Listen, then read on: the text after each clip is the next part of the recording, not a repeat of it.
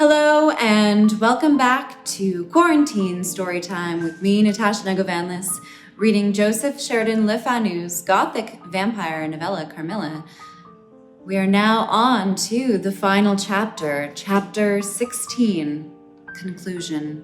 I'm very sad. I'm very sad that Carmilla's dead. Dead, double dead. I guess she was dead already, but anyway. I write all this, you suppose, with composure, but far from it. I cannot think of it without agitation. Nothing but your earnest desires so repeatedly expressed could have induced me to sit down to write a task that has unstrung my nerves for months to come and reintroduced a shadow of the unspeakable horror which, years after my deliverance, continued to make my days and nights dreadful and solitude insupportably terrific. Let me add a word or two about that quaint Baron Vordenburg, to whose curious lore we were indebted for the discovery of Countess Mircalla's grave. He had taken up his abode in Graz, where, living upon a mere pittance, which was all that remained to him of the once princely estates of his family in Upper Styria, he devoted himself to the minute and laborious investigation of the marvelously authenticated tradition of vampirism. He had at his fingers' ends all the great and little works upon the subject. Magia Postuma, Felon de Mirabilibus, Augustinus Ducura, Pro Mortius, Philosophicae e Christiani. Okay, there's just a lot of Latin. By John Christopher Herrenberg, and 1,000 others, among which I remember only a few of those which he lent to my father. He had a voluminous digest of all the judicial cases from which he had extracted a system of principles that appear to govern, some always, and others, occasionally only, the condition of the vampire. I may mention in passing that the deadly pallor attributed to that sort of revenants is a mere melodramatic fiction. They present in the grave, and when they show themselves in human society, the appearance of healthy life. When disclosed to light in their coffins, they exhibit all the symptoms that are enumerated as those which proved the vampire life of the long-dead Countess Karnstein. How they escape from their graves and return to them for certain hours every day without displacing the clay or leaving any trace of disturbance in the state of the coffin or the cerements has always been admitted to be utterly inexplicable. The amphibious existence of the vampire is sustained by daily renewed slumber in the grave. Its horrible lust for living blood supplies the vigor of its waking existence. The vampire is prone to be fascinated with an engrossing vehemence resembling the passion of love by particular persons. In pursuit of these, it will exercise inexhaustible patience and stratagem, for access to a particular object may be obstructed in 100 ways. It will never desist until it has satiated its passion and drained the very life of its coveted victim. But it will, in these cases, husband and protract its murderous enjoyment with the refinement of an epicure, and heightened it by gradual approaches of an artful courtship. In these cases, it seems to yearn for something like sympathy and consent. In ordinary ones, it goes direct to its object, overpowers with violence, and strangles and exhausts often at a single feast. The vampire is apparently subject in certain situations to special conditions. In the particular instance of which I have given you a relation, Mircalla seemed to be limited to a name which, if not her real one, should at least reproduce, without the omission or addition of a single letter, those, as we say, anagrammatically which compose it. Carmilla did this. So did Millarca.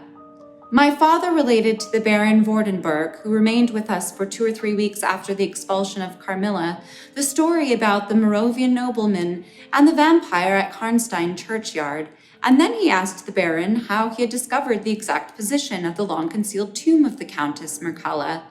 The Baron's grotesque features puckered up into a mysterious smile. He looked down, still smiling, on his worn spectacle case, and fumbled with it. Then, looking up, he said, "I I've many journals and other papers written by that remarkable man. The most curious among them is the one treating of the visit of which you speak to Karnstein. The tradition, of course, discolors and distorts a little.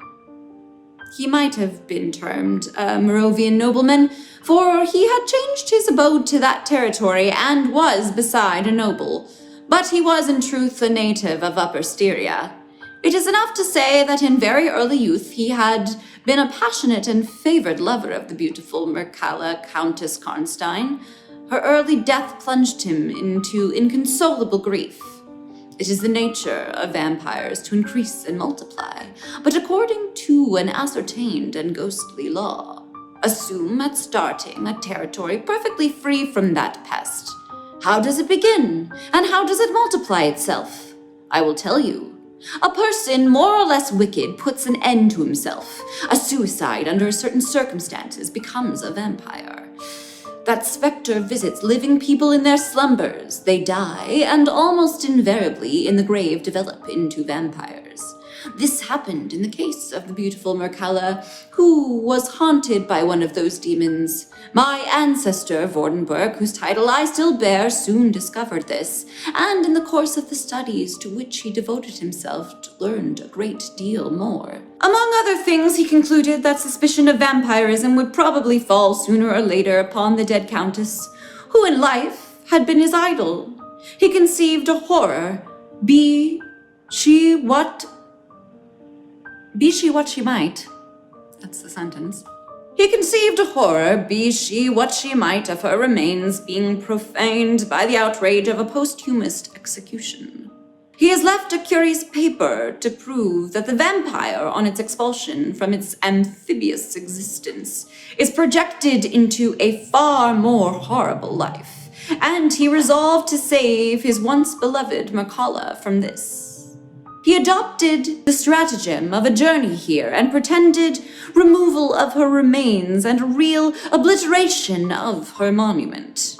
When age had stolen upon him, and from the veil of years, he looked back on the scenes he was leaving, he considered in a different spirit what he had done, and a horror took possession of him. He made the tracings and notes which have guided me to the very spot, and drew up a confession of the deception that he had practiced. If he had intended any further action in this matter, death prevented him, and in the hand of a remote descendant has, too late for many, directed the pursuit to the lair of the beast. We talked a little more, and among other things he said was this: one sign of the vampire is the power of the hand. The slender hand of Mircalla closed like a vice of steel on the general's wrist when he raised the hatchet to strike. But its power is not confined to its grasp. It leaves a numbness in the limbs it seizes, which is slowly, if ever, recovered from. The following spring, my father took me a tour through Italy. We remained away for more than a year. It was long before the terror of recent events subsided, and to this hour, the image of Carmilla returns to memory with ambiguous alterations.